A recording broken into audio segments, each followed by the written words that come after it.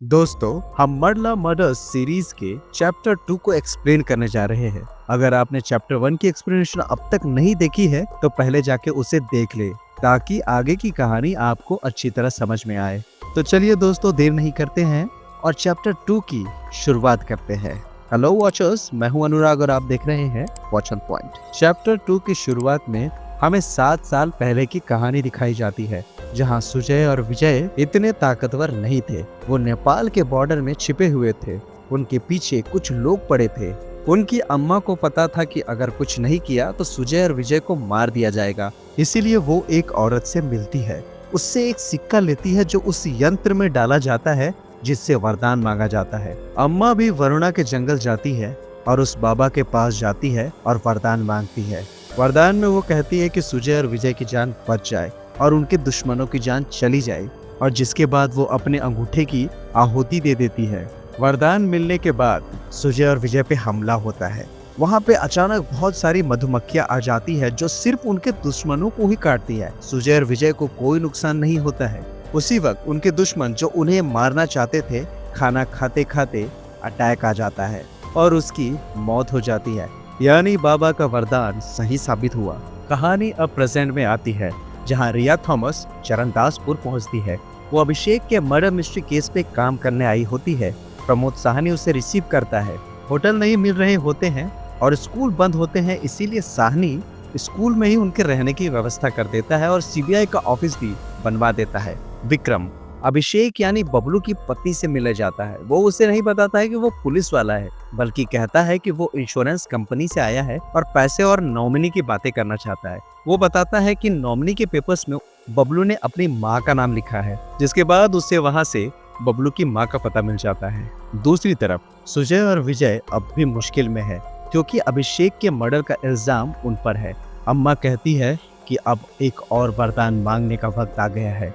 उनके बच्चे इस बात को झूठ मानते हैं, लेकिन विजय कहता है कि अम्मा जो कहेंगी वही होगा, क्योंकि 7 साल पहले जब मधुमक्खियों ने हमला किया था तब मधुमक्खियों ने हमें नहीं काटा था, बल्कि हमारे दुश्मनों का सफाया हो गया। इधर रिया अनन्या के घर पहुंचती है, लेकिन अनन्या बहुत बिजी होती है और एक मीटिंग के लिए जा रही होती है।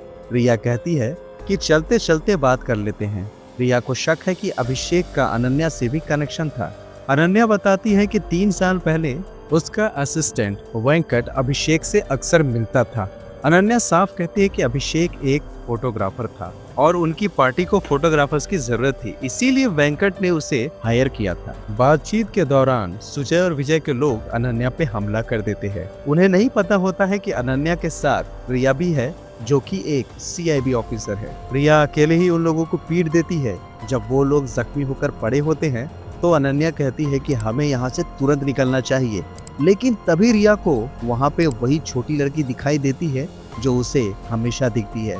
इसी दौरान एक आदमी रिया के सिर पे वार करके उसे बेहोश कर देता है और अनन्या वहाँ से रिया को छोड़ के चली जाती। विक्रम बबलू की माँ के घर पहुँचता है। पता चलता है कि 20 साल पहले जो उनके साथ हुआ था उससे वो आज तक उभर नहीं पाई है।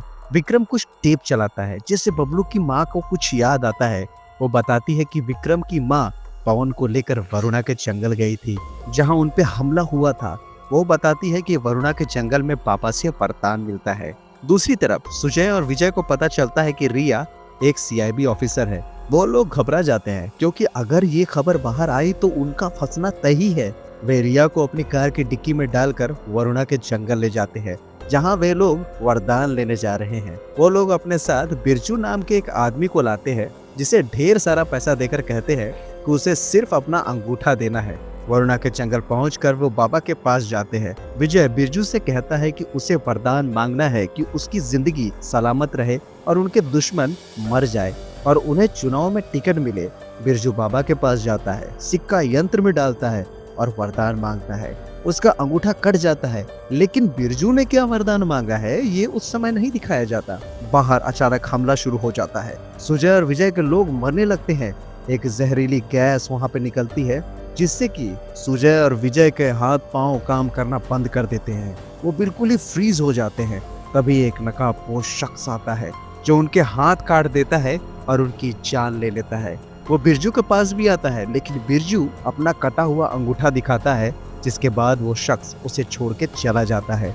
बिरजू बहुत ही घबरा जाता है। ये सब डिक्की में बंद रिया सुन रही होती है।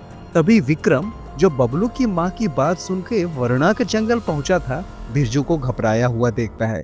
उसे डिक्की से आवाज सुनाई देती है। वो रिया को बाहर निकालता है और रिया बताती है कि वो एक सीआईबी ऑफिसर है और विक्रम बताता है कि वो दिल्ली पुलिस से है। वो लोग सुजय और विजय की लाशों के पास पहुंचते हैं, जिनके चारों तरफ आग का घेरा बना होता है। उनकी डेड बॉडी वहीं पे पड़ी होती है, जिनके अपने हाथ गायब होते हैं। और इसी के साथ दोस्तों मरला मर्डर्स चैप्टर 2 यहीं पे खत्म होती है। उम्मीद है दोस्तों कि ये वीडियो आपको पसंद आया होगा, और अगर पसंद आया है तो लाइक जरूर कीजिए, शेयर जरूर कीजिए और हमारे चैनल को सब्सक्राइब जरूर कीजिए, ताकि आपको इसी तरह का लेटेस्ट और फ्रेश कंटेंट मिलता रहे। तो मिलते हैं दोस्तों अगले चैप्टर के एक्सप्लेनेशन में। तब तक के लिए thank you very much for watching. Keep watching, watch on point.